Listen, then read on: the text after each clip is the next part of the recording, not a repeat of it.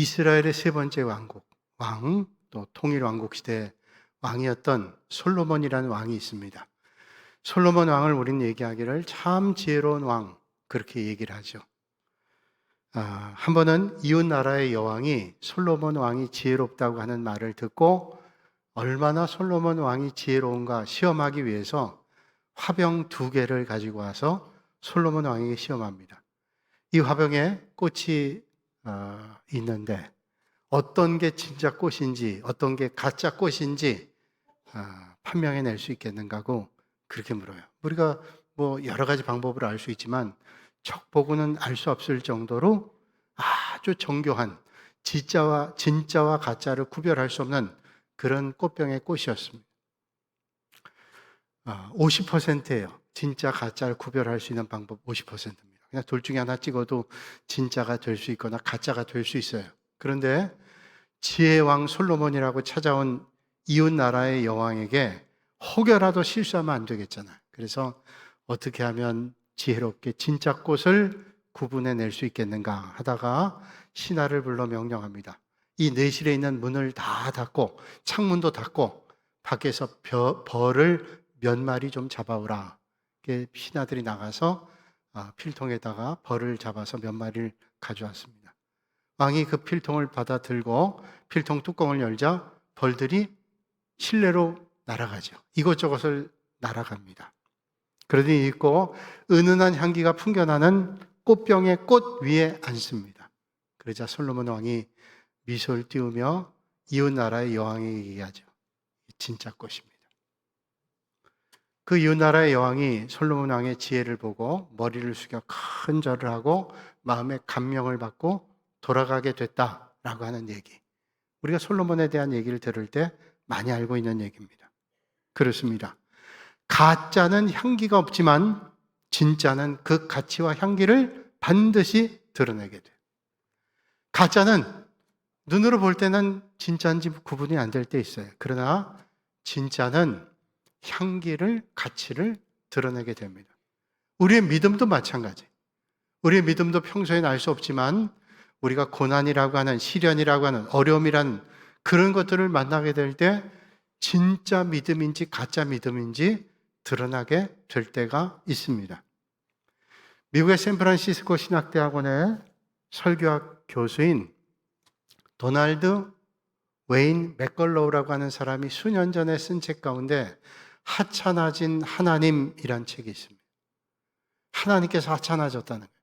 하나님은 절대로 하찮은 분 아닙니다. 하나님은 절대로 무기력한 분도 또 무시받아야 될 분도 아닙니다. 그런데 그 책의 제목이, 그것도 신학자의 책의 제목이 하찮아진 하나님, 도발적인 제목을 달고 있습니다.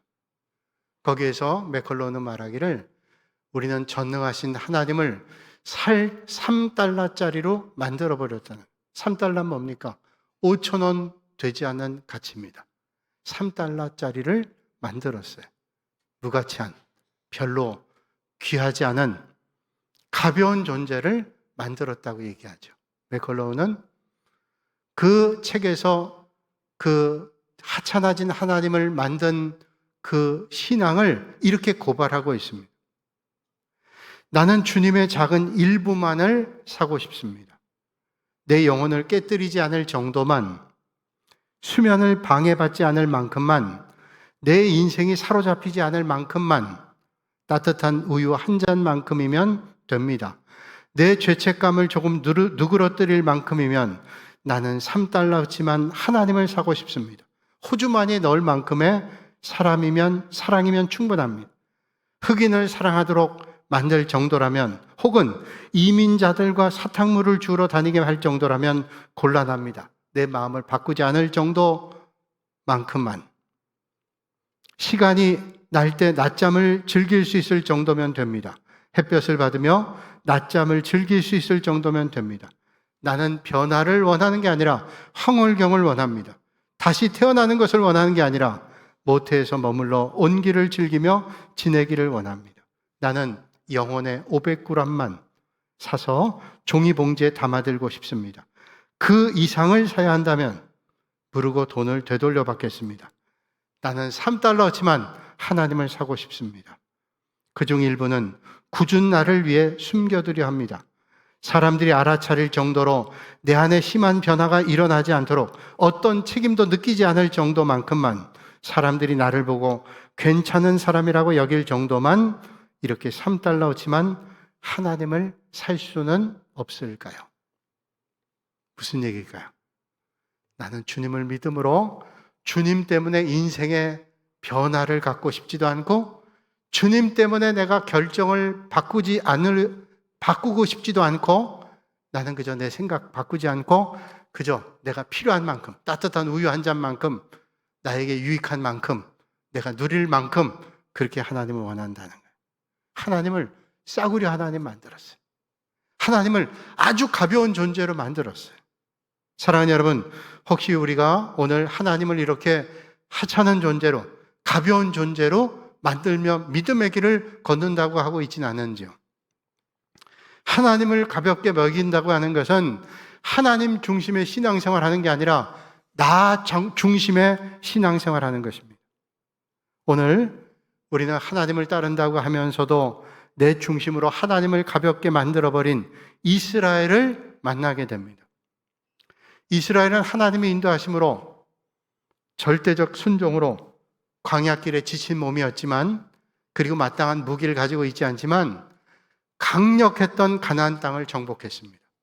이스라엘 백성들이 가나안 땅 정복했다고 가나안 땅에 살고 있던 7 족속이 무기력하거나 힘이 없는 족속이 아닙니다. 무기 체계로 얘기한다면 이스라엘 족속들은 가나안 땅 가기 전에 광야길에서 청동기 문화권에 있었고요. 역사적으로 가나안 땅의 족속들은 철기 문화권에, 말하자면 여기서 박격포를 쏜다면 가나안 땅의 족속들은 미사일을 쏘고 있는 겁니다. 그런데 어떻게 가나안 땅을 정복할 수 있었겠을까요? 하나님께서 강권적인 역사로 가나안 땅의 정복을 이루게 했습니다. 그런데 그런 하나님의 은혜를 받았음에도 불구하고 이스라엘 백성들이 하나님 신앙을 떠나고 하나님 의지하는 걸 떠나면서 점점 저들의 신앙이 내리막길을 내려가게 됐습니다. 그게 사사기 전체에 흐르는 비극의 현장이었습니다. 그러면 이스라엘은 왜 이런 비극을 맞이하게 됐을까요? 사사기 1장 2절에 말씀합니다. 내가 이 땅을 그의 손에 넘겨주었노라. 하나님께서 이스라엘 백성들에게 가나안 땅을 넘겨주었다고 말씀해요. 그러면 하나님께서, 전능하신 하나님께서, 못하실 것 없는 하나님께서 이 가나안 땅을 넘겨주셨다면 어떻게 해요? 하나님 말씀에 순종해서 하나님의 말씀대로 정복 전쟁하고 그 가나안 땅의 족속을 다 진멸하고 하나님의 말씀대로 하면 됩니다. 그럼 문제가 하나도 없어요. 그런데 그 정복 전쟁의 완전한 성공을 이루질 못했습니다. 왜 그랬을까요? 하나님 말씀에 철저하게 순종하지 않았기 때문에. 여러분 기억해야 됩니다.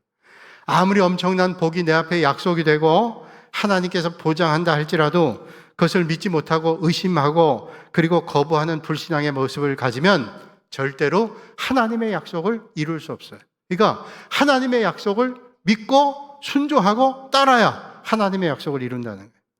히브리서 11장 6절에 주님 말씀합니다. 믿음이 없이는 하나님을 기쁘시게 못하나니. 믿음이 없이는 하나님을 기쁘시게 못하나니. 하나님께 나아가는 자는 반드시 그가 계신 것과 또한 그가 계신 것과 또한 그가 자기를 찾는 자들에게 상 주시는 이심을 믿어야 할지니라. 여러분, 하나님을 기쁘시게 하는 게 뭐예요? 하나님을 믿는 거죠. 하나님께서 계시다 하는 걸 믿고 하나님께서 상 주시는 분이라는 것을 믿고 그런 믿는 사람에게 하나님께서 은혜를 베풀어 주신다는 거예요. 근데 이스라엘 백성들은 처음에는 가나안 족속을 쫓아내지 못했습니다. 아직은 힘이 미약했어요. 그래서 사사기 1장 19절 말씀 보면 골짜기의 주민들은 철병거가 있으므로 그들을 쫓아내지 못하였으며 처음에 강력한 족속이 주둔하고 있는 곳에 마땅히 하질 못했어요. 그런데 하나님께서 은혜 베풀어 주셔서 그들을 강력하게 했잖아요. 근데 강력한 힘이 생긴 다음에 그들을 다 쫓아내야 되는데 성경은 이렇게 말씀합니다. 사사기 1장 28절에 이스라엘이 강성한 후에야 가나안 족속에게 노역을 시켰고 다 쫓아내지 아니하였더라. 여러분 하나님 뭐라고 말씀해요? 가나안 족속 쫓아내라고 했는데 강성한 후에야 부역을 시켰는데 다 쫓아내진 않았대요. 왜 쫓아내지 않았을까요? 이스라엘 백성들이 하나님 말씀 따라서 가나안 족속 쫓아냈어야 돼요. 왜 쫓아내요? 만약에 거기에 가나안 족속과 함께 묻어 살면 우상 숭배를 배우고 하나님 말씀대로 살질 않기 때문에 쫓아내라 그랬는데 쫓아내지 않았습니다. 강해졌는데도 쫓아내지 않았어요. 왜? 그들을 종으로 부리고 그들의 농사법을 배우고 그들의 삶의 양태를 배우고 그러면서 편안했어요. 편한데 왜 갈등 구조를 만들어요? 그들을 쫓아내면서 왜 자기들이 해야 될 그 힘겨운 일들을 해야 됩니까? 그러니까 갈등도 하지 않고 불편함도 없고 그냥 내버려 둔 거예요. 하나님의 뜻과 말씀은 간데없고 하나님의 명령은 간데없고 자기들 편한 대로 그저 편한 대로 했어요. 하나님을 가볍게 여긴 거죠. 여러분, 우리는 그럴 때가 없는지요? 우리가 믿음으로 살 때 힘겨울 때가 있습니다. 믿음 없이 살 때보다 믿음으로 살고 믿음의 결단을 가지고 살아갈 때 힘들 때 많습니다. 세상에 살아갈 때 난 믿는 사람입니다. 이거 아주 피곤한 일이에요. 제가 언젠가 중국에 패키지 여행 간 적이 있어요. 어떤 교인분께서 목사님 안식년이니 한번 패키지 여행 한번 갔다 오세요. 그래서 아주 패키지 여행 치고는 아주 좋은 패키지 여행 한번 덕분에 가본 적이 있습니다. 갔는데 불편한 게 얼마나 많은지 몰라요. 같이 밥을 먹으면 이제 동그란 원태에 가서 밥을 먹고 그러면 어떤 분은 또 생일이라고 맥주 사가지고 쫙 돌립니다. 쫙 돌려도 저는 쫙 돌리다 제아이 멈춰서 가잖아요. 사람들이 궁금했던 모양이에요. 마지막 날 전날 저한테 묻는 거예요. 버스를 타면 여러분 버스 타면 막 사람들이 뛰어가잖아요. 좋은 자리에 앉으려고. 근데 제가 또 그러기도 어렵고. 그러다가 이제 마지막 전날 됐는데 한 분이 묻더라고요. 선생님은 뭘 하다 오셨어요? 뭘 하다 오셨냐고. 제가 목사입니다. 그때 그분이 얘기더라고요. 그러시군요. 부처님 가운데 토막 갔더니만. 아니, 내 목사랬는데 왜 부처님 가운데 토막 갔더니. 그분 눈엔 그렇게 보였던 거예요. 그러더니 전 묻지도 않았는데요. 그 가운데 저 옆에서 맥주 주면 맥주 먹고 다 그러던 분이 얘기하는 거예요. 자기도 교회를 다니는데 사실은 내가 좀 믿음이 시원찮아서. 아니, 내가 뭘 물어봤어요? 하나도 안 물어봤는데 고해성사를 하더라고요. 그래서 사실 그래요. 사실 제가 처음부터 목사입니다 이러고 여행 가면 얼마나 불편하겠어요. 저도 끝까지 얘기 안 하고 싶었는데 마지막에 물어봐서 얘기를 했잖아요. 불편해요. 여러분, 우리가 세상에서 믿음으로 살 때 어떤 때는 내 정체가 드러날 때 참 불편할 때도 있습니다. 직장에서 모두가 그냥 편하게 1차하고 2차하고 3차하고 다 가지 뭐. 그러지 못하면 불이익당하기도 하고 왕따 당할 것 같기도 하고 그러면서 어울려야 전도되지. 아니, 또 그렇게 살아야 저 사람들 전도하지 않아. 그렇게 합리화시키기도 합니다. 그게 합리적이야 라고 말하기도 합니다. 그래서 믿음으로 살면서 갈등하는 것보다 또 부딪히는 것보다 믿음을 조금 뒤로 숨기고 사는 것이 편할 수도 있고 그것이 지혜라고 생각하고 너무 심하게 믿지 말고 적당히 믿는 것도 좋다라고 생각할 때도 있습니다. 그런데 여러분, 하나님께서 오늘 우리가 그렇게 살기를 원하고 계실까요? 오늘 하나님께서 너 세상에서 살기 힘든데 적당히 좀 살아라. 하나님께서 그렇게 원하실까요? 또 그렇게 사는 게 세상에서 잘 사는 것일까요? 글쎄, 그렇지 않습니다. 이스라엘 역사를 보면 그런 믿음의 양태를 가지면 이스라엘 전 역사의 가시와 올무가 된다고 성경은 말씀하고 있습니다. 사사기 2장 3절에 말씀하죠. 그러므로 내가 또 말하기를 내가 그들을 너희 앞에서 쫓아내지 아니하리니 그들이 너희 옆구리에 가시가 될 것이며 그들의 신들이 너희에게 올무가 되리라. 자, 하나님 말씀한 대로 따르지 않아요. 그리고 내버려뒀어요. 그들이 자기들의 유익하다고 생각했어요. 하나님께 뭐라고 말해요? 나도 그들을 쫓아내지 않겠고 그들이 너희 가시가 될 것이고 그들의 신들이 올무가 될 거라고 주님께서 말씀해요. 여러분, 오늘 내가 조금 불편해도 하나님 기뻐하시는 믿음의 결단, 믿음의 그런 자리에 결단하며 사시는 여러분들이 되시기를 주님의 이름으로 축복합니다. 쉽지 않죠. 불편하고 어떤 때는 부딪힐 때도 있어요. 그러나 믿음은 하나님께서 원하시는 게 뭘까를 생각하며 믿음의 길 걷는 거예요. 여러분, 제가 제 얘기를 해서 조금 죄송합니다. 제가 뭐 누굴 정죄하거나 비난하거나 야 나만 옳다 이렇게 얘기하려는 마음 전혀 없습니다. 제가 군복무할 때 요즘은 바뀌어서 그러지 않아요. 전혀 그러지 않아요. 옛날 얘기입니다. 제가 군복무할 때 제가 사단의 정보처의 정보병이었어요. 사단 정보처에 이제 1년에 한 번씩 큰 행사가 있으면 보안감사 받는 거예요. 보안부대 나와서 보안감사합니다. 그러면 장문 제대로 썼는지, 비밀 취급 인가증은 제대로 발급했는지, 제가 담당한 업무가 상당히 많기 때문에 뭐 그 기록 하나하나가 날짜 다 대조해 보니까 참 조심스러웠어요. 이렇게 보안감사 받을 때 보안감사를 잘 받아 통과하면 이제 휴가도 보내주고 또 좋은 점도 있습니다. 또 어떤 때는 또 회식도 하고 뭐 그런데 불편한 일도 있죠. 이제 보안감사를 잘 받고 이제 휴가도 받고 회식 자리에 참석했습니다. 정보참모가 수고했다. 정보참모 중명입니다. 수고했다 그러면서 술 한 잔씩을 쭉 따라줍니다. 저는 교회 다니니까, 전 신앙생활 하니까 술을 안 먹는다고 얘기하죠. 참모님이 오셔서 한 잔 따라주는데 제가 교회 다녀서 술을 안 먹습니다. 그랬더니 정보참모 얘기하시더라고요. 나도 다녀? 그러더라고요. 그래서 제가 나도 다녀. 그래서 제가 술을 안 받았어요. 정보참모 중령씩이나 됐는데 사병이 술 안 받는다고 너 왜 그러냐고 그러겠어요? 그러지 않죠. 기분은 뭐 없이 안 좋으셨겠지만 그러지 않았어요. 근데 그 밑에 있는 장교나 병사들이 좀 곤란했죠. 분위기가 좀 싸했으니까. 안 했어요. 그래서 좀 몇 날은 좀 힘들기도 했고 좀 민망하기도 했지만 그러나 그다음부터 얼마나 편해졌는지 몰라요. 왜냐하면 그런 모임이 있을 때마다 쟤 빼라 그러더라고요. 난 빼줘요. 왜? 분위기 망친다.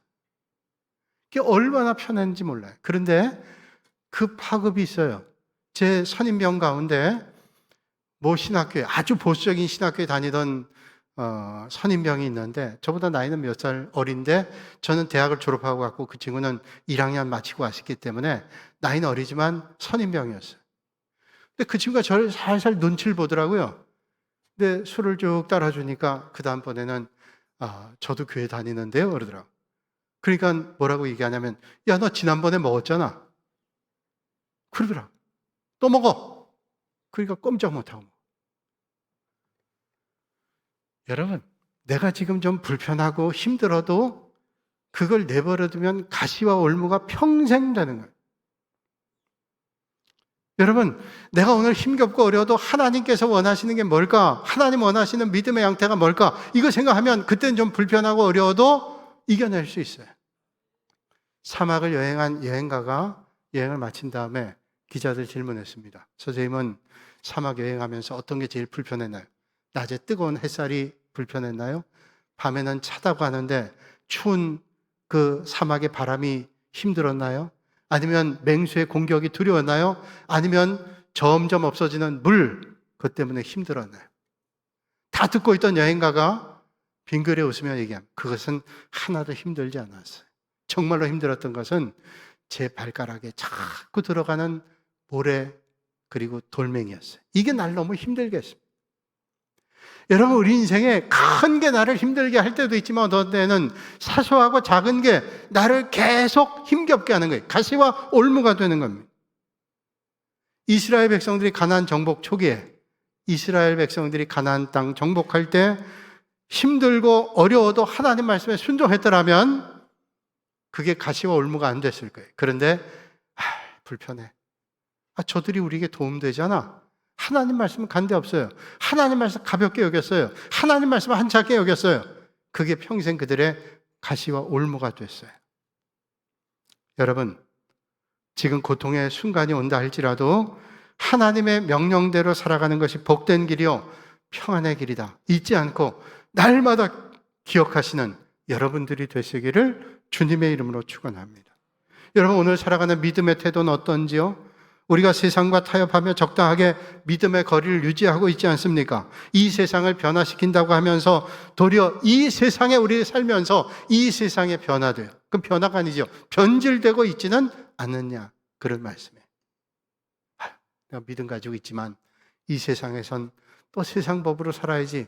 그러면서 나도 모르게 하나씩 둘씩 놓으면서 변질된 믿음의 길을 걷고 있지 않는지요. 국어사전에 변화, 변질 얘기하는데 그걸 굳이 얘기할 것도 없어요. 그것도 들어도 이게 변화, 변질이 뭔지 명료하게 설명도 되지 않습니다. 그런데 분명한 것은 변화라고 하는 것은 쌀이 썩어서 부패돼서 하는 것을 변질이라고 그럽니다. 근데 이 쌀이 식혜로 삭게 되는 것은 변화라고 얘기하는 거예요. 오늘 어떤 음식물이 부패되고 썩는 것을 우린 변질됐다고 얘기하죠. 변질돼서 먹을 수 없어. 그러나 그것이 잘 발효가 돼요. 그러면 그건 우리는 변화됐다 그래요. 오늘 우리 신앙은 변질된 믿음을 가지고 있는지 아니면 변화된 믿음의 길을 걷고 있느냐 하는 겁니다. 사랑하는 여러분, 부디 주님을 가볍게 여겨 변질된 인생 아니라 주님을 존귀하게 여겨 참으로 변화된 믿음의 자리에 서시는 여러분들이 되시기를 주님의 이름으로 축원합니다. 예수님께서 12명 제자를 택했습니다. 12명 제자 가운데 아주 유능하게 보이는 가롯 유다는 예수님을 팔아서 변질된, 그리고 예수님을 파는 변질의 길을 걸었어요. 그러나 많이 배우진 못했지만 예수님 말씀을 따라서 변화됐던 베드로는 3,000명, 아니 5,000명에게 하나님 말씀을 전하는 변화된 인생을 살게 됐습니다. 주님을 존귀하게 여기며 주님의 종도를 존귀하게 여기고 말씀을 사모하고 아멘도 많이 하고 기도 열심히 하고 전도하고 힘썼던 사람이 어느덧 아멘도 사라지고 하나님 말씀도 존귀하게 여기지 않고 하나님 말씀 존귀하게 여기지 않으니 하나님의 종도 존귀하게 여기지 않고 기도 생활하지 않게 되면 그걸 변질됐다 그래요.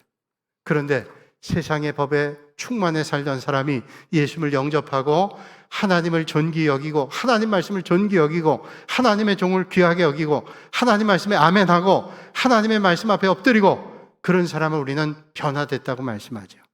부디 주님 말씀이 여러분의 심령 가운데 넘쳐 변화된 인생이 되실 수 있기를 주님의 이름으로 축원합니다. 슈레시 파드마나반이라고 하는 사람이 쓴 책 가운데 I love money, 그 책의 부제는 돈에 관한 완벽한 사용 설명서. 이 책에 생뚱맞은 예가 하나 나오는데 딸과 어머니에 대한 얘기가 나와요. 한 번은 인생에 지치고 사람에게 배반당한 딸아이가 어머니에게 푸념처럼 얘기합니다. 엄마, 나 살고 싶지가 않네. 자기 어머니에게 사랑하는 딸이 엄마 나 살고 싶지가 않네. 얼마나 청천벽력 같은 얘기예요. 엄마가 그 얘기를 듣고 마음이 아팠지만 단박에 얘기하지 않았어요. 며칠 뒤에 그 딸아이의 손을 잡고 주방으로 갑니다. 그리고 주방에 냄비 3개를 꺼내놓고 물을 붓고 렌지에 불을 붙입니다. 물이 끓겠죠? 그리고 그 안에 당근과 그리고 계란과 커피를 풀어넣습니다. 각각 냄비에다. 그러니까 딱딱한 당근이 끓는 물에 들어가서 시간이 지나니까 물렁물렁해지겠죠. 또 날계란 끓는 물에 들어가니까 이 계란이 딱딱하게 되죠. 그리고 커피, 그 가루를 풀어놓으니까 향긋한 냄새가 나잖아요. 딸아이에게 어머니가 얘기합니다.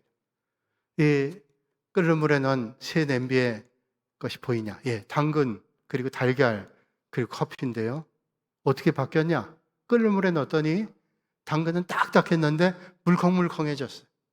또 계란은 탁 하면 깨지는데 이게 아주 굳어진 달걀이 됐어요. 삶은 달걀이 됐어요. 그리고 커피는 그냥 가루였을 땐 느껴지지 않았는데 아주 향긋한 커피 향내가 났다는 거예요. 그래서 어머니가 얘기합니다. 우리 인생에 고난이라고 하는 풀무불이 다가올 때 있는데 그 고난이라고 하는 풀무불이 어떤 건 연하게 만들고 어떤 건 딱딱하게 만들고 어떤 건 향기 나게 만드는데 내 인생에 다가오는 고난이 있다 할지라도 그 고난을 나는 아주 향기로운 인생으로 바꾸면 좋겠다. 그때 딸아이가 어머니의 말을 들었어요. 맞아. 여러분 우리 인생에 고난이 있어요. 고난 없는 인생이 어디 있겠어요? 힘겹지 않은 인생이 어디 있어요? 다 힘겹기도 해요. 그러나 여러분 어떤 믿음의 길 걸으시겠어요? 변질된 믿음이 아니라 주님을 존귀하게 여기는 변화된 믿음의 길 걸으시는 여러분들이 되시기를 주님의 이름으로 축원합니다. 이스라엘 백성들이 가나안을 완전하게 정복하지 못한 이유는 뭐예요? 궁극적인 이유는 하나님을 가볍게 여겼어요. 하나님을 존귀하게 여기고 하나님을 정말로 귀하게 여겼다면 하나님 말씀을 따랐겠죠. 그러면 순종의 길을 걸었겠죠. 하나님 말씀을 따르지 않았어요. 그리고 어떻게 해요? 사사기 1장 30절 이하에 38절 이하에 말씀하기를 가나안 족속이 그들 중에 거주하면서 노역을 했다. 그들 쫓아내지 않고 거기에 노역을 했어요. 그들의 유익을 받았어요.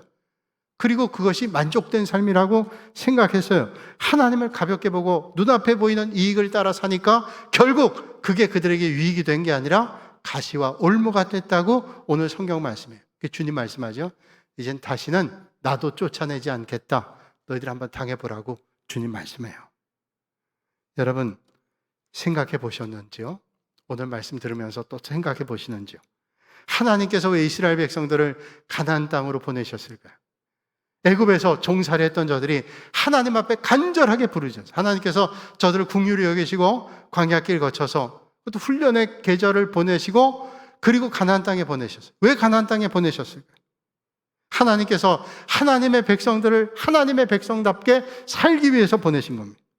그리고 하나님의 뜻을 이루게 하기 위해서 가나안 땅에 들여보내셨어요. 하나님의 그런데 뜻과 하나님의 말씀을 가볍게 여겼습니다. 그렇게 되니까 어떻게 돼요? 가시와 올무가 생길 뿐 아니라 저들의 믿음이 싹 무너졌어요. 싹 무너졌어요.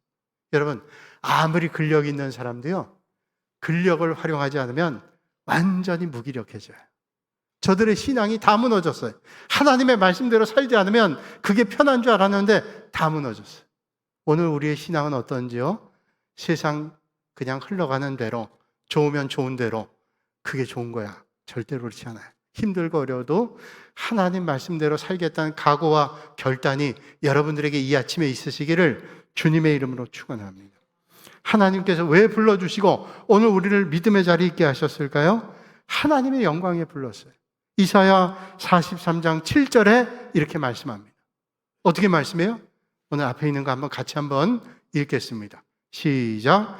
내 이름으로 불려지는 모든 자 곧 내가 내 영광을 위하여 창조한 자를 오게 하라. 그를 내가 만들었느니라. 아멘. 내 영광을 위하여 창조됐다고 주님 말씀해요. 오늘 우리가 왜 하나님 앞에 부름받고 이 자리에 예배드리고 믿음의 길을 걸을까요? 부자 되게 하기 위해서?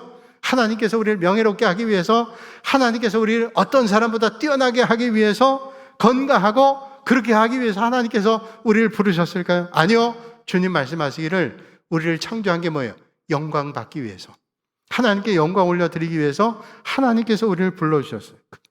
그러므로 우리의 삶이 하나님께 영광이 안 된다면 끊어버리고 힘들고 어려도 하나님 영광 위해서 사시는 그런 믿음의 결단이 있어야 돼요. 오늘 많은 사람들이 세상에 살면서 목적을 잃었습니다. 주객이 전도됐어요. 그저 내가 하나님 이름 빌어서 내가 부자 돼야지. 하나님 이름 빌어서 내가 명예롭고 영광스럽게 돼야지. 잘못된 거예요. 오늘 우리 인생의 목적은 하나님을 영화롭게 드리는 겁니다. 그 일을 위해서 하나님 날 불러주셨어요. 그러므로 어떤 일 하든지 하나님 영광 위해 살아야 돼요. 세상의 방법과 세상의 뜻 따라 살아가면 하나님의 뜻을 놓쳐버립니다. 하나님을 가볍게 여기면 우리의 믿음이 무너집니다. 그러므로 오늘 이 시대에 하나님을 정말로 존귀하게 여기고 하나님 말씀 따라 살아가는 여러분들 되시길 바랍니다. 그럼 어떻게 살아야 될까요? 1950년 일본의 미야자키현에 고지마라고 하는 섬이 있습니다. 무인도인데 그 무인도에는 원숭이가 많이 살았어요. 한 20마리 정도 살았다 그래요. 근데 원숭이들이 주로 거기서 먹는 음식이 자생적으로 자라난 고구마를 먹고 살았습니다. 근데 원숭이들이 어떻게 고구마를 먹는가 하면 여러분 원숭이 지능지수가 높잖아요. 그래서 원숭이들이 그냥 먹는 게 아니라 그 고구마를 땅에서 캔 다음에 흙을 털어서 손으로 다 털어서 먹곤 했대요. 그런데 1살 반 된 원숭이가 어느 날 그 고구마를 털어먹지 않고 강물에 섬에 있는 그 물에다가 씻어 먹더라는 거예요. 그러니까 그걸 보고 옆에 있던 친구 원숭이들이 그걸 보고 따라했대요. 그렇게 따라하는 원숭이들이 많아졌어요. 그러다 보니까 물론 나이 들고 오래된 원숭이들은 10%, 15%는 안 따라하더래요. 그런데 거의 한 85%, 90%는 따라하더래요. 그래서 원숭이들이 그 고지마 섬에 있는 원숭이들은 고구마를 씻어 먹기 시작했대. 그런데 놀라운 건 뭐냐면 그 고지마 섬에서 훨씬 많이 수백 킬로로 떨어진 나가자키라고 하는 산에 있는 원숭이들은 그런 정보를 받지도 않고 교류가 있었던 것도 아닌데 그 지역에 있는 원숭이들도 어느 날부터 물에다가 고구마를 씻어 먹더래. 그게 도대체 왜 그럴까? 불가사의한 일이에요. 그래서 라이언 왓슨이라고 하는 미국의 생태학자는 그걸 연구해보고 아하, 일정한 그 개체수가 늘어나게 되면 삶의 양태가 달라지는구나. 그걸 발견하고 100마리째 원숭이 현상이라는 제목을 달았어요. 그러니까 일정한 숫자가 되면 삶의 양태가 달라진다. 그러니까 아무리 멀리 떨어져 있어도요, 우리가 그렇게 하기 시작하는 숫자가 많아지게 되면 또 다른 지역, 또 다른 지역에서 그렇게 변화된다는. 저는 그 글을 보면서 깨달았어요. 아, 우리 신앙도 똑같구나. 여러분, 오늘 우리가 지금 여기서 믿음 생활, 세상이 어떻다 할지라도 하나님 뜻대로 말씀대로 주님을 존귀 여기는 믿음 생활하는 사람들이 많아지면요, 우리가 말하지 않아도, 그렇게 해야 된다고 하지 않아도 자연스럽게 바뀌어지게 된다. 그러니까 우리가 그런 삶을 사는 것이 중요하다는, 이런 공명현상이 일어나는 거예요. 사랑하는 여러분, 오늘 이 시대에 얼마나 많은 사람들이 하나님을 가볍게 여기고 하나님 말씀 가볍게 여겨요. 하나님 말씀 그래도 난 세상에 사는데 세상의 방법이 더 빨라, 이러고 살고 있지 않습니까? 하나님 믿는다고 하면서도 하나님의 뜻이 먼저가 아니라 세상의 방법과 세상의 뜻을 먼저 따라가고 있지 않습니까? 그러는 동안 우리의 믿음이 어느덧 무너졌어요. 뭐 우리가 가끔 가면 되지, 주님께 예배드리는 거 소홀히 했어요. 변질돼 가고 있으면서도 뭐가 잘못됐는지 모르고 있습니다. 오늘 주님은 이런 시대에 우리가 변화시키길 원합니다. 하나님을 소중하게 생각하기를 원하고 계십니다. 하나님이 원하는 것을 먼저 생각하며 살기를 주님은 원하고 계십니다. 이런 시대에 하나님을 더 철저하게 신뢰하고 하나님의 말씀을 존귀하게 여기고 변질된 세상을 변화시키시는 여러분들이 되시기를 주님의 이름으로 축원합니다. 거룩하신 아버지 하나님, 오늘 귀한 날 존귀하신 주님께 나와 예배드릴 수 있도록 은혜 주시니 감사를 드립니다. 오늘 주님 주신 말씀 통해 우리의 신앙을 돌아보게 하시니 감사합니다. 불신앙과 타협, 탐욕에 빠진 이스라엘 백성들의 모습이 우리의 모습이 되지 않게 하시고 하나님을 가볍게 여기지 않고 늘 존귀하게 섬기게 하여 주옵소서. 우리의 삶이 변질이 아니라 변화로 나가게 하시고 말씀에 순종함으로 참된 승리와 평강을 누리게 하여 주옵소서. 예수님의 이름으로 기도하옵나이다. 아멘.